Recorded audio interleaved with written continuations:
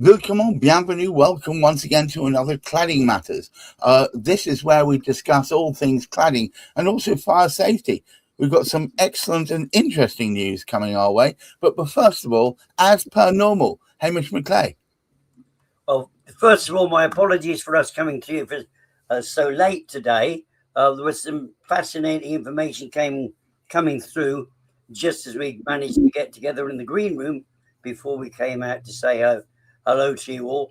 It's a happy new year because many of you we haven't spoken to since before Christmas.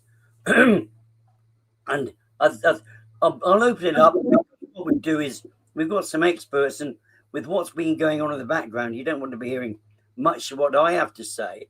But just as an interesting factor, have any of you listened to Prime Minister's Question Time of late or ever? I mean, the thing is, if you actually want to look at a comical feature, this is by far the best way you can actually look at something. Because what will happen at the moment, particularly, you have one party, which is the opposing party, not the governmental party, will be asking questions of the Prime Minister, and they're direct questions. Did you walk through the puddle on your way to work today? And he will actually find all sorts of reasons why, in actual fact, on his way because he had to go to Glasgow first, and he catch the underground across Glasgow and this train back down here, and then he'll get back to what he spoke about in the first place, and he doesn't mention anything about the puddle. Not that the puddle is important, of course, but Prime Minister's Question Time is a way of avoiding a direct answer to anything. Politicians are tremendous at it, and we actually notice it about the local council where Steve's at. You ask them something important about the devious nature of the building in which Steve rides. You speak to the head of the council about it, or his deputy and all the rest of it, and they will come up with all sorts of obscure, I've answered that question. But the last time they denied there was anything serious about the property in which he lived. And that seems to be the tone of the argument. And basically what we seem to have at the moment, the way people get out of a difficult situation is to either make a mockery. I mean, what the heck the Kama Sutra has got to do with anything that's going on in Parliament? God only knows, but you have to watch that section actually coming up from Prime Minister's Questions and Answers.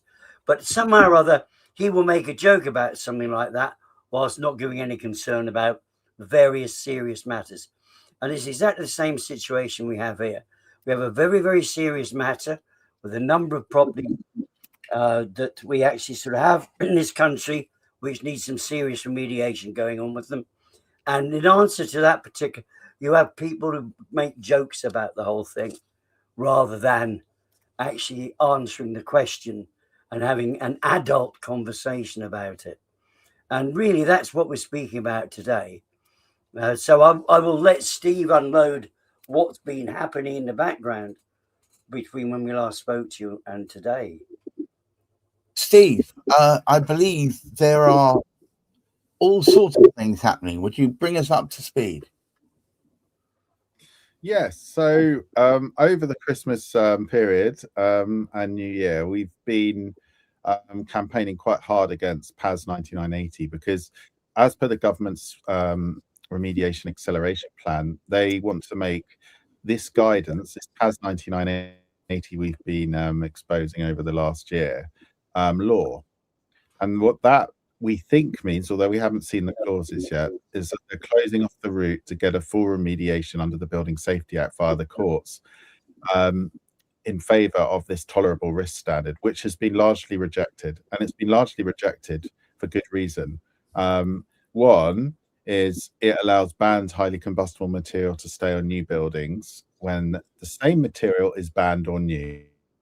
So you'd have to be a fire engineer to ask the question, if it's banned or new, why is this standard allowing it on existing? And worse, it doesn't need any fire performance test evidence to know the risk of leaving it on. So that's point one. Point two is it discourages investigations into unlawful construction. That's breaches of the building regulations at the time of build. And that obviously is in the interests of those that want to save money.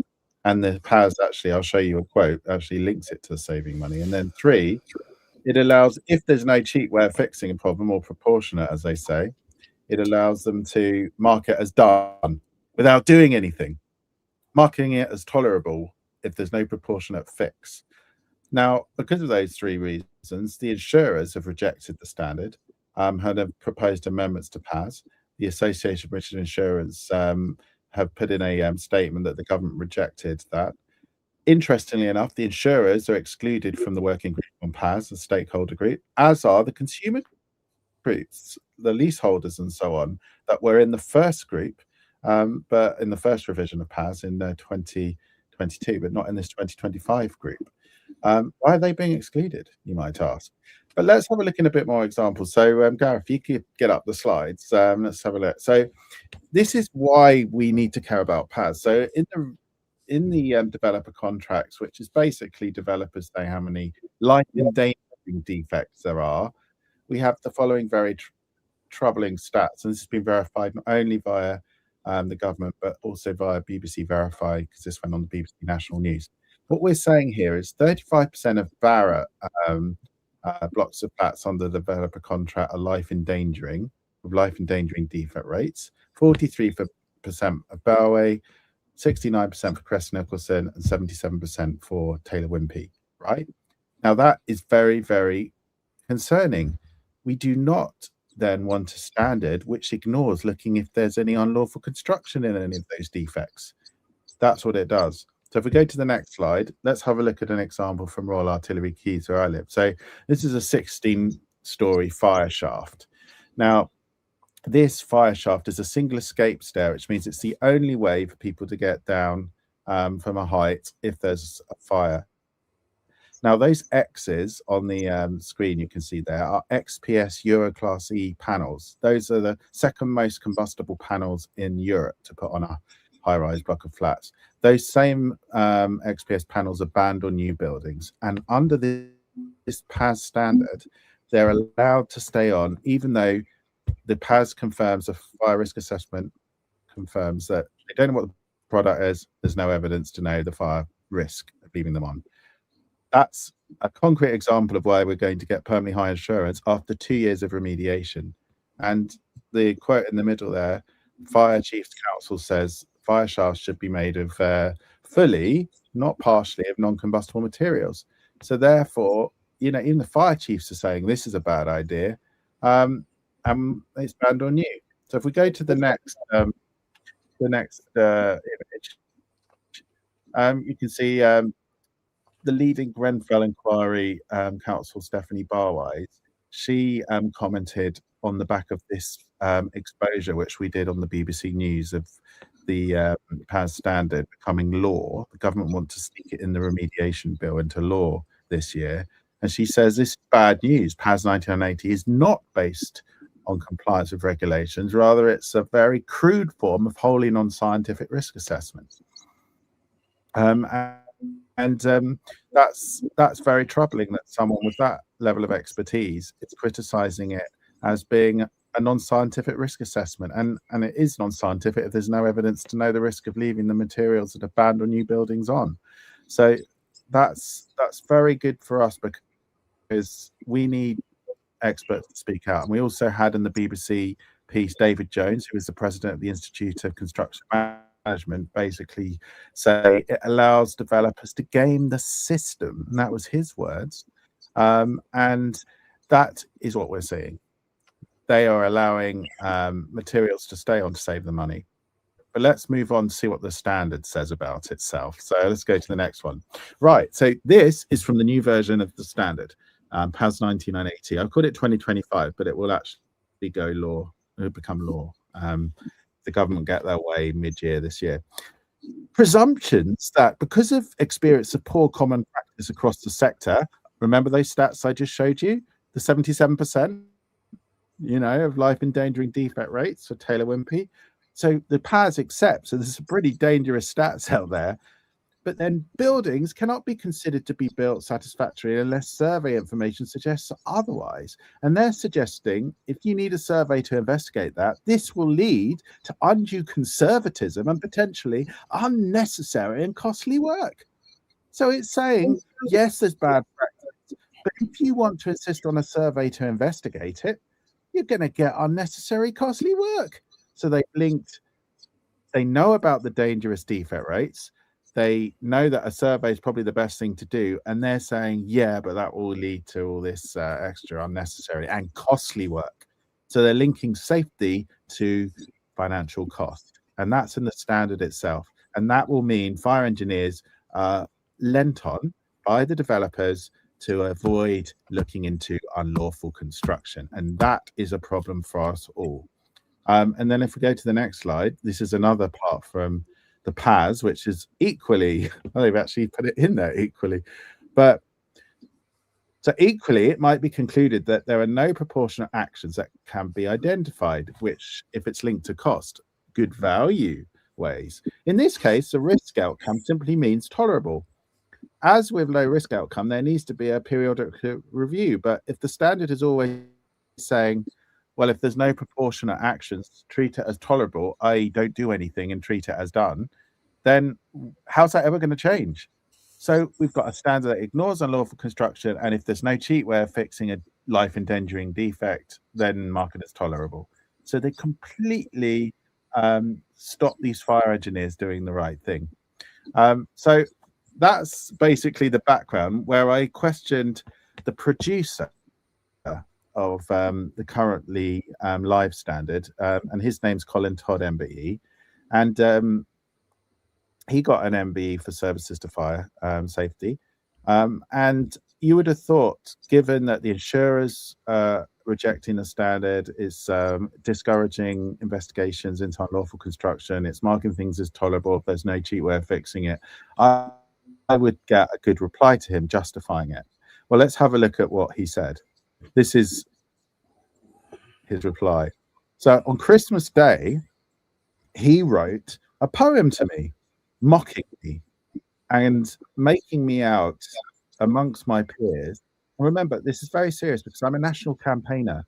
I want MPs to back our amendments to make the industry pay and to remove this partial standard of PAS and make it, improve it, to make sure we're not all screwed over. So this is what he says. So I'll bring out some of it. So it's Christmas Day in Greenwich East, but for Stevie, there is no feast. He's taken the mick out of the fact that I can't get any food. That bloody PAS, poor Stevie cries, mocking me for sort of calling it out.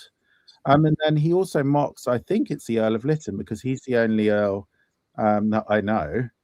He calls him the Duke of Hazard, and takes the mick out of him coming around to give me some turkey because he claims I don't have any money for turkey.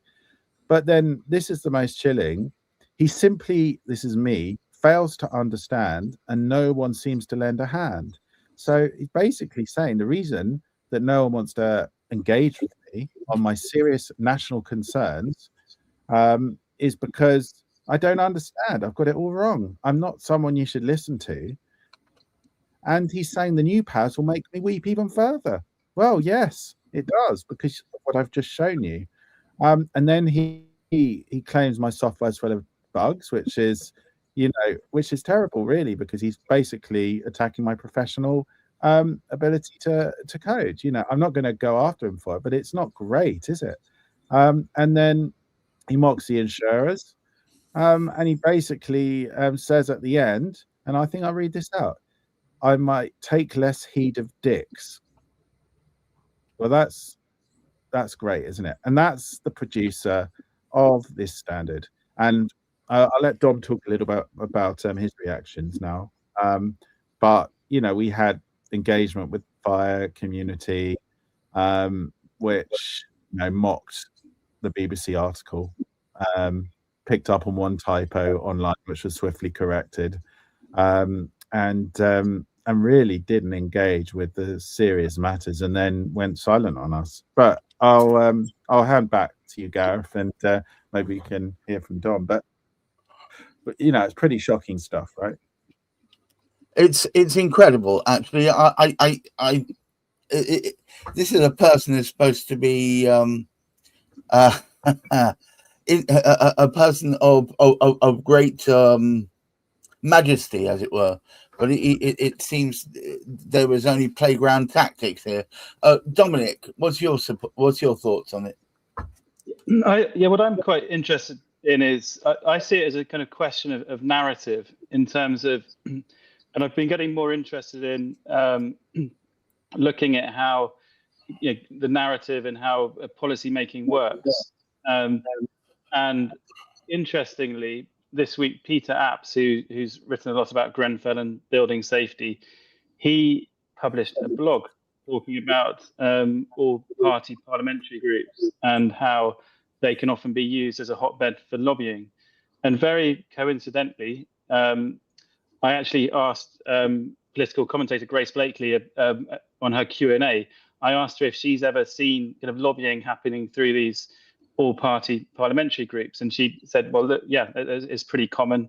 It's a kind of legitimate, it's a way of industry and lobbyists creating some kind of legitimacy about the narratives that they set, and obviously for that benefit. And then the other thing, there's kind of a very interesting comment that she made, and I can't sort of quote it precisely, but it's basically looking at the people involved in these processes and saying that when you look at these consultations and these groups that discuss and form policy, very much the balance of power in those is the same as it is in wider society.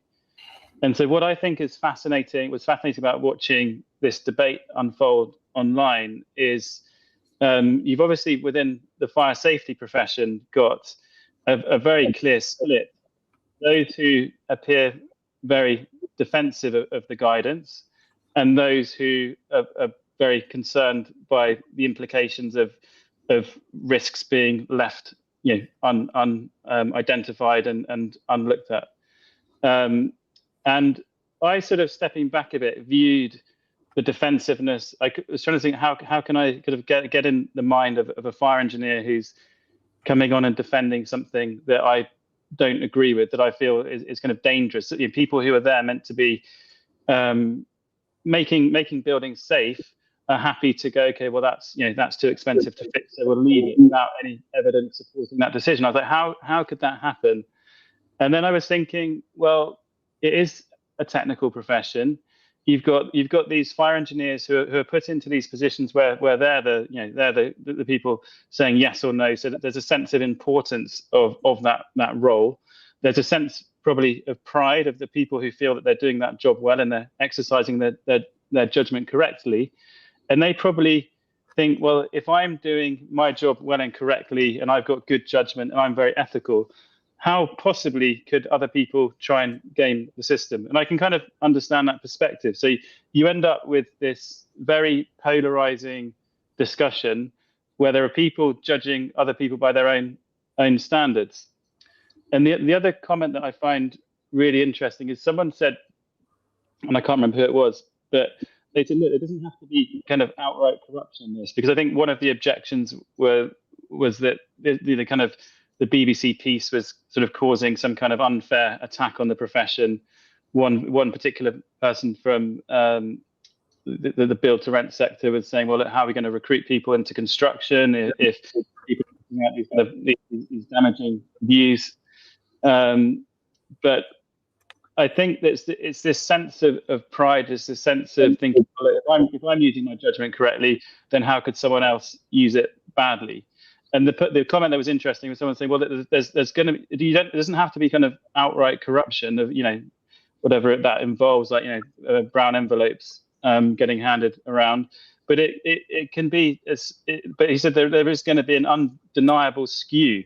So there is you've got the hiring party of the developers. They want to spend as little money as possible.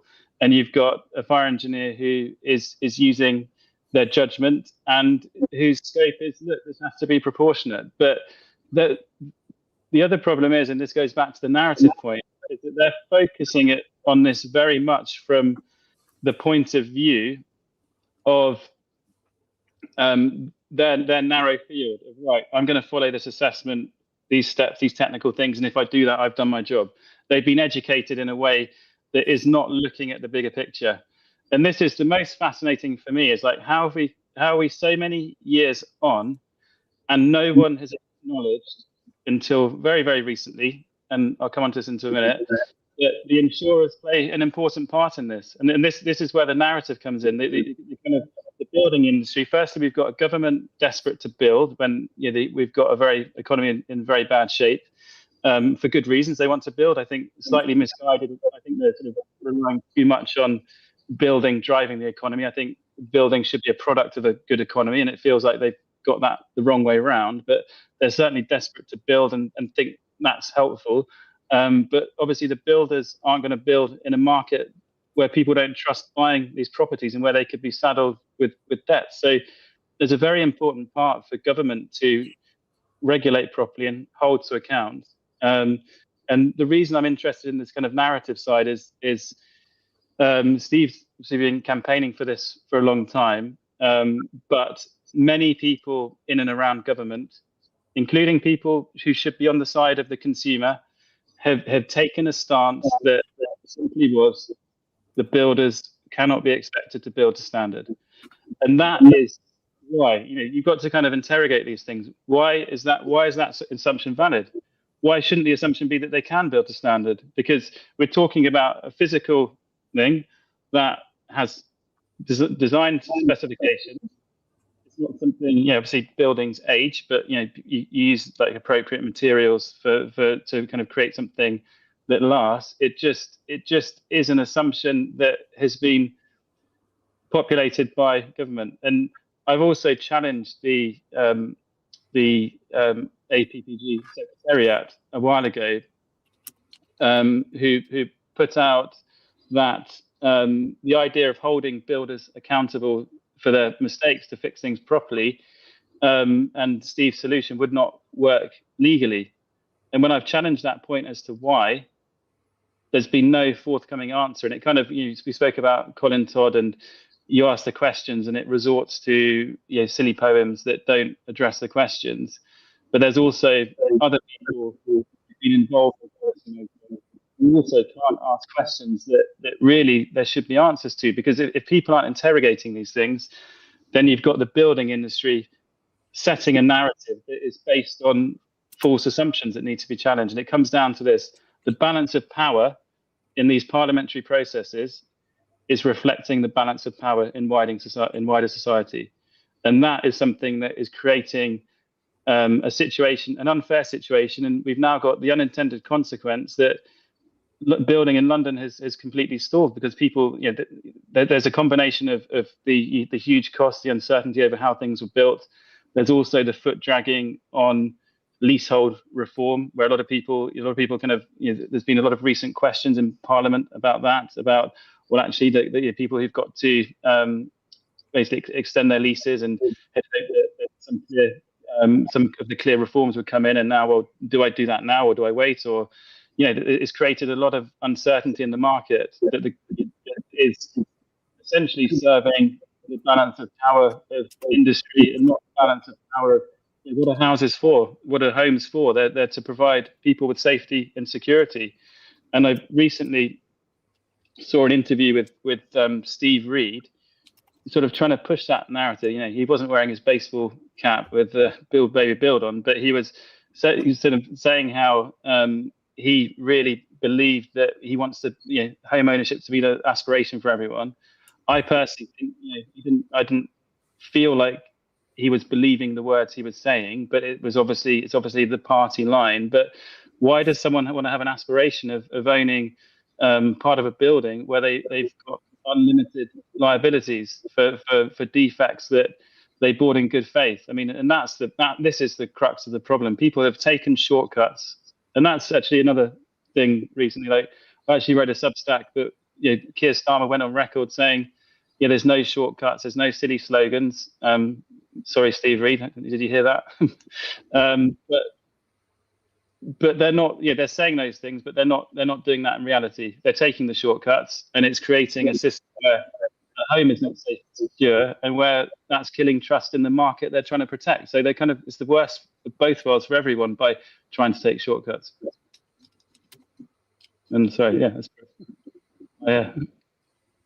All right, Dom. I mean, one thing I would say just in response is that, you know, there's already law around defects and how we handle them, and that, you know, this is basically, this PAS becoming law would undermine that. And just to be very, I'll do it very quickly. You know, we put out you know, a little bit of an explanation on LinkedIn, and it's basically, there's two parts to the fire safety management of a building. There's the building regulations, which you've got to comply with, and then you've got on top of that the fire safety order, which the fire brigade use to basically manage the risk. But the assumption is that the building is built to the building regulations first, so it's legally built.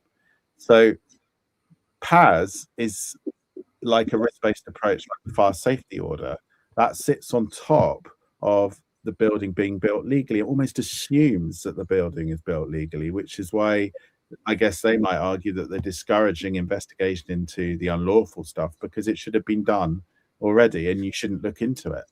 So what this PAS is doing is it's undermining the enforcing authorities, which are the councils and the fire services, which could issue an enforcement notice, basically saying, you know, ignore the fact the building could be built illegally, don't look into it, do not take action against developers and building owners that, you know, have built illegally. And it's almost override, well, it is overriding, if it becomes law, the enforcing authorities route to enforcement, and that is very sinister indeed. And we I've already had a head of a local authority building control has told me on record that they are having to leave in more combustibles than they would because of PAS. And you kind of wonder, well, look, if that's building control's job to make sure stuff is safe, and they're having to wave stuff through on the basis of a subjective guidance, yeah, that tells you a lot. It's really sort of, there's the kind of underlying law, but there's also the kind of, you know, judgment of people, the senior people within the system, that is being undermined. So it is creating a lot of problems, and it's actually the personal aspect of it is very difficult as well, because we're in a block that has a right to manage company, and I see a lot of the kind of, you know, leasehold reform type campaign stuff, and there are people that can't get a right to manage on their blocks who see that as a way that's going to kind of solve their problems. But actually having something subjective is causing people who are becoming directors of these RTM companies to kind of have to isolate themselves because of the pressure of having all these different parties to agree with. So I would say the emotional toll that it's playing on a lot of people as well is probably extremely significant. They're causing arguments where clarity and the existing standards solve them. They're actually, I would say that there's an extreme sort of harm of, you know, mental health as well for a lot of people. And we have some good news, Gareth. We do have a proposal to fix all this. Yes, we do. So, because you always like a bit of positivity at the end, please, please, a little bit. So because of my work with the Lib Dems, you know, so we're going to be organising a Westminster Hall debate shortly to expose PAS 9980, and we're involving all the parties, inviting them. So we'll make, you know, that known when we have that date organised. But what we're suggesting is amendments, and I'm working with Gideon Amos's team. He's a housing spokesman. We've got some great names now coming to help us. Stephanie Barwise has been very vocal on our support. We've got David Sawtell. He's been advising us on the building safety legislation. We've got David Jones speaking out. We've got quite a following now of anti-PAS. I won't name them all, but, you know, anti-PAS sentiment out there. And it does seem to be quite a momentum building. So what we're saying is, rather than being withdrawn, we think PAS 9980 should be redrafted to, one, require the removal of all combustible material on residential buildings above 18 meters, with a few sort of caveats, exclusions like masonry wall insulation and so on, so you don't have to destroy all the walls. So there will be a small de minimis limit there, but largely to get rid of it all, because that speeds it all up. To require compliance with building regulations enforced at the time of construction, so that if these PAS assessments are done, they do not, as the PAS says currently in its revision, ignore or discourage investigations into surveying of unlawful construction. So we say you've got to look into it if you see evidence. And three, anything else that is classified as a building safety risk under the Building Safety Act needs to be remedied as a low as reasonably practical basis rather than tolerable, which will basically mean there's still some proportionality, but it is done to a much higher standard. And this is in line with the first tier tribunal, who actually have rejected currently, because they can, the tolerable risk standard in favor of a low risk standard. And there's been, I put it on my LinkedIn, but there's been a first tier tribunal case where they actually are very explicit that PAS doesn't go far enough. But what the government wants to do is remove that route. So that first tier tribunal wouldn't be able to say it's not good enough, PAS. They're going to have to say, well, PAS is all you've got because it's now law. That's what we need to stop. We'll be raising, and I'll be raising, and I know we will here and everywhere possible, these issues and suggesting these improvements in a hope to stop this becoming law. And I think our time frame is around August. I think the standard becomes published, looking at the BSI website. So the government's going to have to publish their draft remediation bill if they're going to do it between August and the end of Parliament. And we'll keep our eyes on it, and we'll be campaigning very hard to stop this happening. But the first thing... We've had a comment, by the way. We've had a comment from David Jones. Article 2, public authorities should also consider your right to life when making decisions that might put you in danger and affect your life expectancy.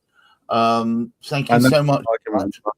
Thank you, David. David Jones, shout out to him. He's the president of the Institute of Construction Management. So he's wonderful to have your support, David. And we'll hopefully get you on here at some point, and you can tell us more about your experiences. But yes, it's very, very important we fight this because effectively we are in a battle not only for building safety, it's a degradation of society. If you're going to say, yeah, just put in a law for vested interests that stand to lose a lot of money because they've made commercial decisions to put flammable material on buildings when they had an option not to, and instead of the government holding them to account, post Grenfell, post Hong Kong, post the recent fire in Switzerland, you know, Dagenham, all the rest of them, Lakanal House, and we're going to say as a society, let that industry off, then we have got more problems to come, because we are basically saying vested interests, companies, commercials, whatever it's called, these players are the ones that really count. Everyone else, even if they're large numbers. I have to bring this to order. We're running out of time. Thank you, Steve. Dominic, do you have any last words before I pass back to Hamish? I think just following on from Steve, I think it comes down to accountability. Like the people that build the homes need to be accountable for making sure they're safe and they meet standards. And if you avoid that, then then the games carry on and people's lives carry on being ruined. All right, Hamish, would you care to take us home? Yes, indeed. I mean, it does actually prove the point. We should be having adult conversations about this. This speaks for itself. But it's a little bit like this sort of situation. All of us understand that there are legal requirements within an MOT for a car. But it's being able to turn around effectively and saying, well, it doesn't really matter. I'll tell you what, I've carried out the MOT, the brakes have failed, the tyres are poor, but you just carry on driving anyway. Now, it's that particular sort of type of idea, and that's what we're actually being told to do. If your insurers are aware of, you try and get a claim out of an insurance company if you knowingly are driving a vehicle with bald tyres and effective brakes. And that's exactly what's happening with so many of these properties. Where Dom lives, where Steve lives. And also, as we said, if it was just in those individuals, but it's throughout the country, It's Scotland, England, Ireland, and Wales. They're all suffering in the same way.